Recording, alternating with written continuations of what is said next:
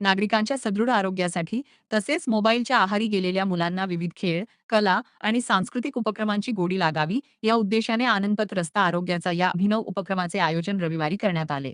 नगरसेवक राजेश मोरे आणि माजी नगरसेविका रुचिता राजेश मोरे यांच्या वतीने या उपक्रमाचे आयोजन करण्यात आले होते.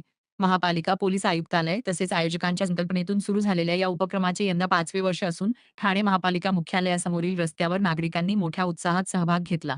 चला आनंदपथावर, आपण सारे नाचू गाऊ, योगा आणि आपले खेळ खेळूया या संकल्पनेखाली विविध खेळ, कला आणि सांस्कृतिक कार्यक्रम सादर करण्यात आले. या उपक्रमामध्ये योग, ड्रम सर्कल, जिम्नॅस्टिक, पंजा लढविणे, शिवकालीन युद्धकला, स्केचिंग, दोरुड्या, मल्लखांब, क्रॉसफिट नृत्य, कराओके आदी विविध प्रकारांचे सादरीकरण करण्यात आले. तसेच येऊर गावातील तरुणांनी भोवरा, लगोरी आणि लेझिम सादर करून पारंपरिक खेळांची झलक दाखवली. नागरिकांनी देखील विविध खेळांमध्ये सहभाग घेत आनंद लुटला. उन्हाळ्याच्या सुट्टीत कुटुंबासमवेत आनंददायी वेळ घालवता यावा, तसेच नागरिकांनी मोबाईलपासून दूर राहून आरोग्यदायी उपक्रमांकडे वळावे, हा या उपक्रमामागील मुख्य उद्देश असल्याचे मोरे यांनी सांगितले.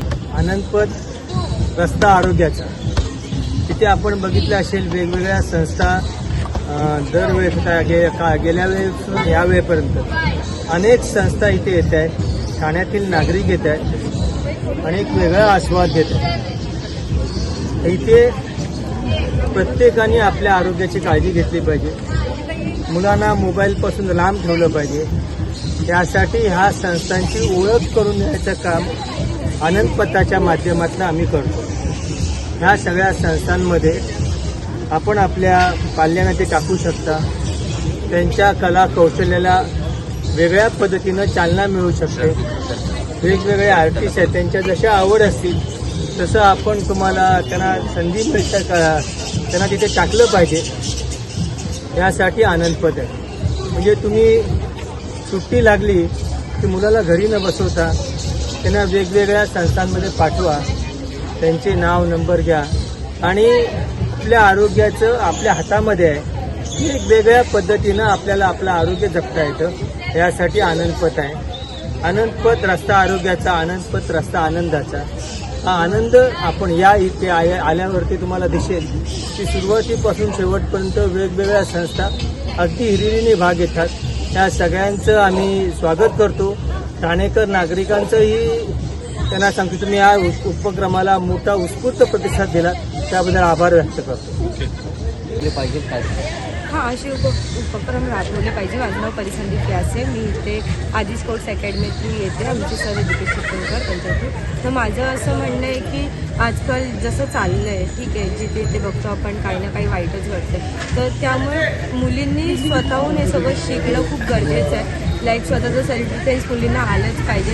कोणावरती अवलंबून नाही राहिलं पाहिजे. ही माझी पर्सनली ओपिनियन आहे की हां बाबा तुम्ही शिका, तुम्ही स्वतःच्या पायावरती तुम्ही स्वतःचं डिफेन्स करू शकता, एवढे तरी कॅपेबल व्हा. त्यासाठी जे आहे बॉक्सिंग, किक बॉक्सिंग, टॅकंडो, काही जे तुम्हाला पॉसिबल आहे ते तुम्ही शिकू शकता. मी रेणुका भिरंगी, आदी स्पोर्ट्स अकॅडमीतर्फे आम्ही इथे आलो आहे. 17 मे आणि 24 मे रोजी इथे आनंदपथची व्यवस्था केली होती राजेश मोरे साहेबांनी. तर या उपक्रमामध्ये वेगवेगळे खेळ होते. आम्हाला देखील एक संधी मिळाली की आम्ही आमचा खेळ इंट्रोड्यूस करू शकू लहान मुलांना, मोठ्या लोकांना. आणि अतिशय सुंदर उपक्रम आहे हा आरोग्याचा रस्ता. तर रविवारी सगळे उठतात. आजकाल आपण बघतो की लोक सकाळी वॉकला जातात, जॉगिंगला जातात, पण इथे आल्यानंतर त्यांना एकाच रस्त्यावरती अनेक वेगवेगळे खेळ खेळायला मिळतात. इथे जुने खेळ देखील होते, जसं की भोवरा आहे, त्यानंतर लंगडी. तर असे अनेक खेळ इकडे इंट्रोड्यूस केले जातात मुलांसाठी रविवारी. आणि मागच्या वर्षी देखील आम्ही हा उपक्रम केला होता आणि ह्या वर्षी देखील केला आहे. तर आदी स्पोर्ट्स अकॅडमी किक बॉक्सिंग हा आमचा क्लास आहे कसराळी तलाव, आणि आम्ही सुद्धा इथे आमचा गेम इंट्रोड्यूस करतोय. आणि दीपेश चिपळूणकर हे या क्लासचे आमचे सर आहेत, इन्स्ट्रक्टर आहेत, आणि त्यांच्यातर्फे आम्ही इथे आमचा गेम सादर करतो आणि लोकांना देखील सांगतो की किती महत्त्वाचं आहे आजकाल स्वसंरक्षण करणं. सेल्फ डिफेन्सचे उपक्रम देखील आम्ही इथे दाखवले होते मागच्या रविवारी, जिकडे आम्ही असे काही टेक्निक शिकवले ज्या मुली यूज करू शकतात वेळ आल्यानंतर, जे आजच्या जीवनामध्ये अतिशय इम्पॉर्टंट झालं आहे.